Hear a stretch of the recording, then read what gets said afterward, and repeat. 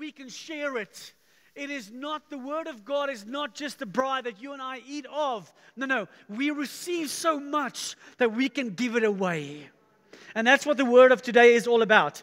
It's in the giving. Read with me Matthew 7, and we're going to take it from verse 7. Yeah, that looks better. Okay, so ask and it will be given. But you know this very well, but we're going to go through this again because our focus this morning is the Father God, heart of God, the Savior heart of the Son, and the fire of the Holy Spirit's heart when He gives it to us. And so verse 7 says this, ask and it will be given to you, seek and you will find, knock and it will be opened to you. Verse 8, for everyone who asks, receive. Who asks here? Who asks things of God the Father? Anyone? Good, keep asking. And it will be open to you. For everyone who asks receives, and the one who seeks finds. Please do not stop seeking God in His Word. Please don't stop ever. Who of you has felt before, me included, I include myself in this, whoever has prayed and you like, oh, feels like I'm praying up to a roof, but it's going nowhere. Anyone? Okay. And the one who seeks finds, and the one who knocks, it will be opened. Or which of you, if a son asks him for bread, will give him a stone? If he asks for a fish, will give him a serpent? No, that's a snake. If you then, who are evil, know how to give good gifts to your children, how much more will your Father who is in heaven give good things to those who ask Him? Do you know that sometimes God gives us things that we ask one thing, but He gives us quite another? He does not give us, instead of a bread, a stone. Or if when we ask of a fish, He gives us a serpent. Sometimes we ask bread, and He gives us the perfect gift of what you and I need in that situation. Who can testify that you prayed for something and God overwhelmingly gave you more than you asked? More, not only more than enough, but bigger sometimes. Anyone? How much more will the Father who is in heaven give good things to those who ask Him? So in Hebrews 2, there's a warning against our neglecting of our salvation, which I want to share with you. It says in Hebrews 2 verse 1, therefore we must pay much closer attention to what we have heard, lest we drift away from it. For since the message declares that by angels proved to the reliable and every transgression or disobedience received in just retribution, how shall we escape if we neglect such a great salvation? It was declared at first by the Lord, and it was attested to us by those who heard, while God also bore witness by signs and by wonders and various miracles and by gifts of the Holy Spirit distributed according to His will. Now, sometimes I think when I watch sport on TV, I don't know if you're that kind of supporter, but I think sometimes I can do it better. Have you ever been there? I'm not talking about the Amakroko Kroka. I know I can do it better than them. But I talk about the Bafana Bafana, or the cricket, or the rugby. Sometimes I'm the better coach than Rassie Erasmus. I'm sitting there and go, I don't know why he's playing that guy. Why is he putting that person in that position? Or I will go, ugh, what's happening here? I can play better than that guy. Anyone's been there before? I'm there sometimes, often. And so there's this game that they say can never be won but only be played. Do you know what game, sport I'm talking about? Anyone? Golf. Golf cannot be won, but only be played. And so, without further ado, I brought my golf clubs with, and also took half of the stage with. So, I will declare that I am a much better cricket player than I am a golf player. But I love golf. I don't know why. Not more than Jesus. Don't worry. Don't write Don't write letters. Don't let Anu know. I'm just saying, I do love golf. And I want to tell you, it's possibly the most difficult thing that I've ever done in my life, sport-wise.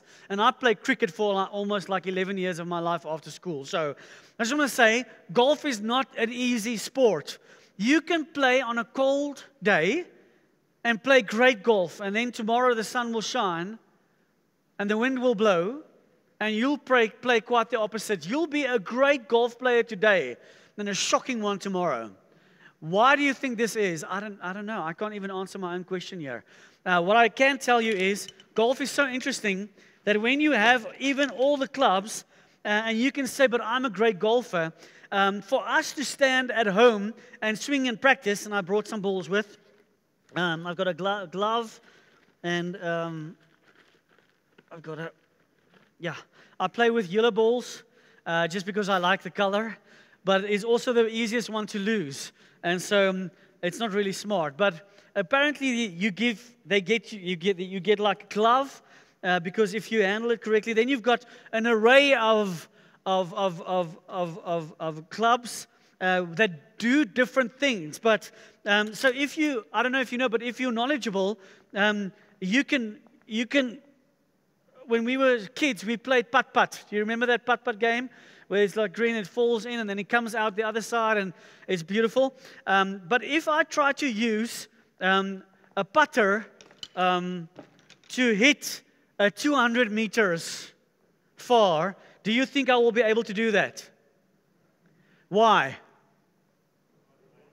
It's not made for 200 meters. It's made for what? It's made for close range. Well, it depends on how good you are, isn't it? And so it's made that when there is a hole, there's no holes here, donkey. And so it's supposed to be where I can make sure that the club that's in my hand will be able to do the work. Now, there's a few analogies that I'd like to compare with our belief system and what we've done last week. What was last week's theme? Pentecost. What did you learn last week? Anyone? Hands up. What did you hear from the servant? What did you take away? None of the leaders? Yes. It's the Holy Spirit that gives us power to what? To what? To witness. Because we can go anywhere. But if we witness, people's lives change. Amen? And so, when I look at the fruits of the Holy Spirit, we're going to put it up there. And so the fruits of the Holy Spirit is one thing. Who knows Galatians 5:22? Well, there is a lot of fruits of the Spirit. It means that when your tree has got roots, good roots, it'll bear good fruit. If your roots are, we could say in Afrikaans, if it's vrot, if your roots are in trouble, it's not doing well, you won't bear bad fruit, you will bear no fruit. I'll say it again. When your roots are good in Christ, built on the rock, you'll have good fruit.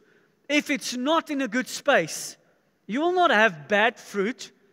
The opposite for good fruit is not bad fruit in the Spirit. The opposite for good fruit is no fruit. Nothing. Zero.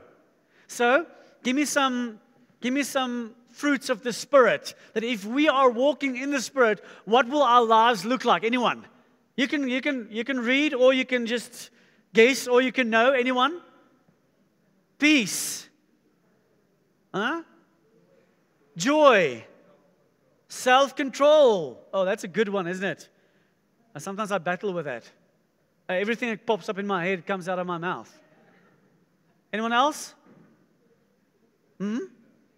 Patience. Not the ones in the hospital, the other ones. So this is the effect of us walking hand in hand with the Spirit. Amen. But then there are gifts of the Spirit. The 9 gifts of the Spirit. Do you know what that is? And so I listed them for you. So there are fruits of the Spirit. It's because we walk with Jesus. We read the Scripture. We got the glove. We're in it. And so that's how we're supposed to act. How do golf people act on a golf course? Oh, they're quiet. They walk really strutting. They've got this feeling, I've got this, I'm going to do this. There's like this attitude, all right? But a Holy Spirit gifts, the 9 gifts of the Holy Spirit, this is not the way that we should think of the Holy Spirit's gifts. When I was younger, I grew up in the Northwest, West-Transvaal, the Western Transvaal. That was way back. And then when I grew up there, I had this friend, Erik Weima. Now, Erik had the newest and best toys of any other friend that I knew. Sometimes I would visit Erik, not for Erik. Sometimes I would visit Erik for all his toys. Sometimes we as religious people, when we miss the relationship of the Holy Spirit, sometimes we want Him just for the gifts. Sometimes we read our Bible so that we might look good with those gifts. Sometimes we strut at home in front of our wives or whoever, and we take out one of the gifts. Oh gosh, that fell over. There we go. That also happens on the golf course. There we go. Sometimes we practice at home, and that's the only time that it's the only time that we put our hands on those gifts. Sometimes it's the only place that we practice them. Sometimes we come to a space where God actions us into witnessing when we go, but we leave the set of golf clubs at home. We only practice it when no one's looking. Or we only ask for it so that we can say we have golf clubs. We have the gifts. Yeah, but I want to speak in tongues, Marines. It's great. It's awesome. What are you using it for? It's one thing to have it. It's quite another to understand how to use it. Golf is funny because if you don't practice it a lot, the pros, the guys who know, the ones that you see on the TV, they also miss it sometimes, but they say they practice 1,000 swings a day. That's an average of 100 swings per club, per day, 7 days a week, 30 or 31 days a month, 365 days a year, every day. 1,000 practice swings. It does not include the games they play. Do you think I will become, Marines, do you think I will become good if I do 1,000 swings a day? Anyone? Do you think you'll become good with golf if you practice 1,000 swings a day? I don't know. That's up to you. I don't know how you practice. The funny thing is, I know people in the spiritual realm or in spiritual family, in churches, sitting on that side, doing all the training that's coming up in August. They've got the clubs. They just refuse to play. They never go out. What does it help you having all of the clubs, all of the setup, looking as good as me, but not hitting one ball on a golf course? What does it help? The Holy Spirit being poured out in the upper room over the 120, and they did not move out of that room while it shook.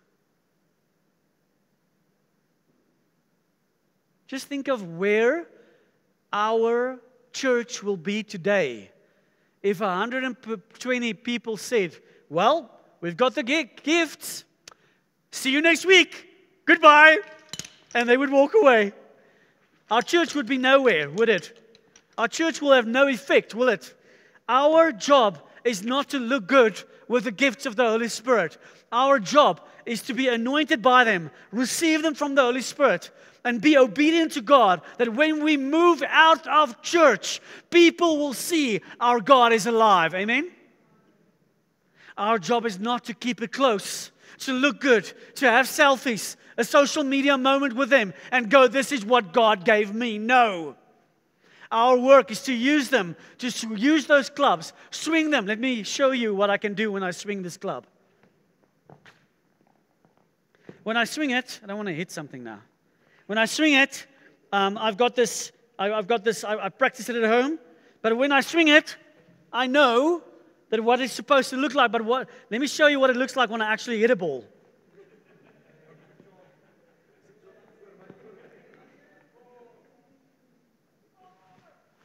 Okay, I won't. It's not to show off. The gifts has not been given so that we look good. The gifts of the Holy Spirit, which is word of wisdom, a divinely inspired message of wisdom from God.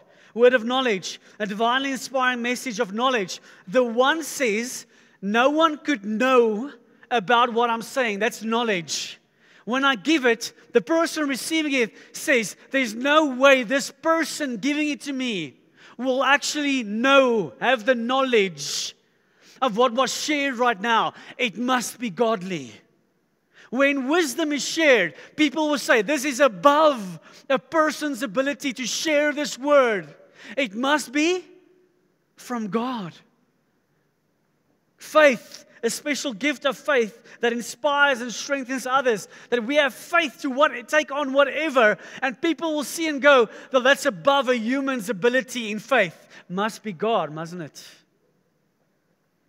Gifts of healing, the ability to heal the sick. When we lay, there's a promise that God says we will lay our hands on the sick and they will be healed. Why?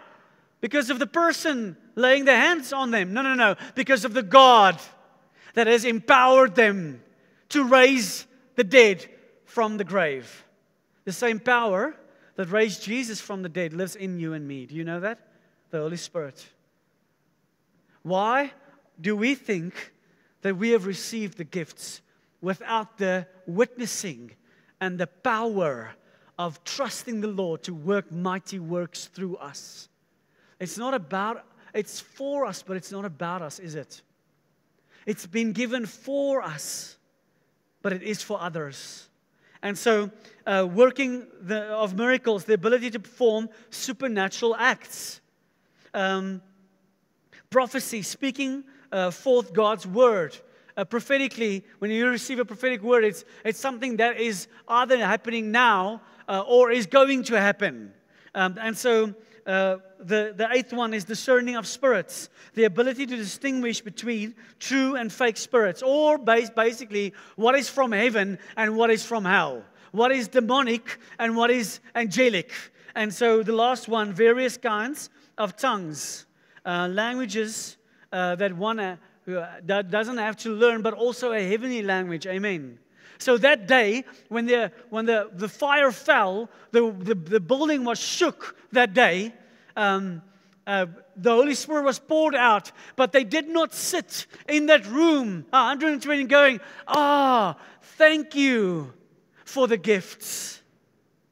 I'm going home. I'll see you next week. Bye-bye. No. They went out, and about 5,000 people came to Christ that day. 5,000 people heard the gospel. More heard the gospel. And 5,000 responded. They say about 3,000 men, and included the women and children, about 5,000. So what am I saying? I'm saying that when God anoints, when God gives, when you receive, it's for you, but it's not just for you. This church, in this school, God has foreseen way back, even before you and I were born. God saw that we will be here. We will gather as a church. Who enjoys this church? Anyone? Who loves this church? Who loves the people in this church? Let me just see. I'm making notes.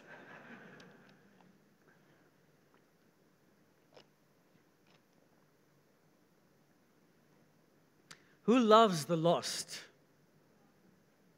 Who loves the people that's not gathered here? Who loves those who are sinners? Who loves the wicked? Who loves the poor? Who loves the Who loves the tax collector? Who loves the prostitute? Who loves the one that comes near to you at the Spar this morning? That you can smell that whatever money he received yesterday, he spent on really hard liquor. And he's still intoxicated while he is asking for more. Who will love those ones? Do you know what is interesting?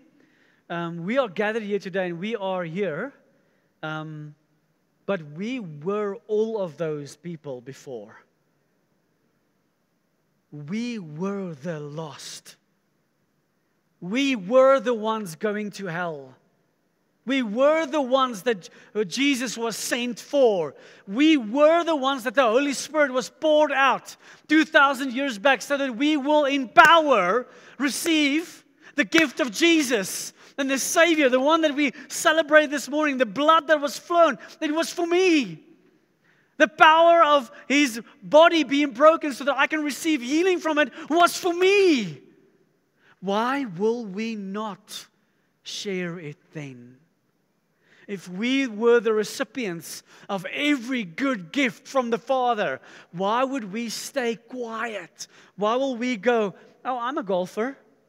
How much do you golf in a week? No, I don't golf. But I am a golfer. No, then, whoa, stop. So are you a golfer? Yes. Do you play golf? No. But then you're not a golfer, are you? You may be a supporter, but you're not in the game. Today, I'm going to pray that the Holy Spirit will fall on us right now. And that's the wrong way of putting it, isn't it? The Holy Spirit has been poured out on all flesh anyway. The fact that the Holy Spirit is like a fountain from the inside out coming. If you've been baptized by the Holy Spirit and you received one of the 9 gifts or 3, or when God moves through you, anyone for that matter, the Holy Spirit chooses the gift He gives to us. He's asking you to get into the game. Not only having the clubs, not only swinging it, but getting on the course itself. Why are we still sitting on the side having an opinion about the way that other people play the game, but we're not in it? Does that make sense? I want that to be your takeaway today. I want that to be, I've given dads today gifts. It's just a gift. If you don't apply it to making a fire, of having a motive of braaiing, that thing will mean nothing to you. Why? Will Jesus' gift on the cross just be something that you and I receive by the Holy Spirit's gifts just to be good, look good, or just sit on the sideline doing nothing? No. I want to stop our church right there. I want to pause you this morning. Stop thinking that it stops with you. It doesn't. It didn't even stop with Christ. He gave everything. The question this morning, will you give everything? Is Christ's life on the cross worth your life living it out now? Everything that He gave, are we willing to give it all away? Acts 2 verse 2, and suddenly there came from heaven a sound like a mighty rushing wind, and it filled the entire house where they were sitting. And divided tongues as of fire appeared to them and rested on each of them.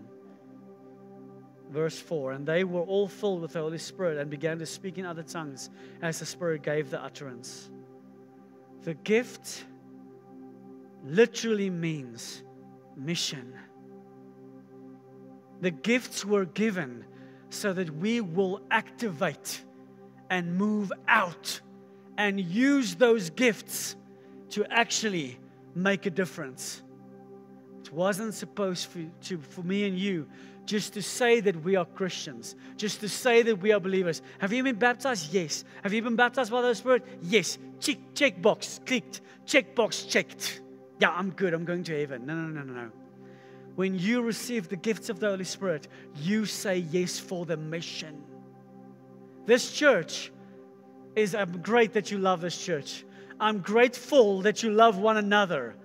I want you to love lost people more. I want you to love the mission more. Make sense? Let's pray. Father God, this morning, I pray right now that you, in this prayer, will not only baptize people with your Holy Spirit, Jesus. I pray that you will action them into mission so that we will see people come to Jesus. Lord, I pray this morning that whatever happened last week in this church will have an effect this morning in the spirit, but also in the physical.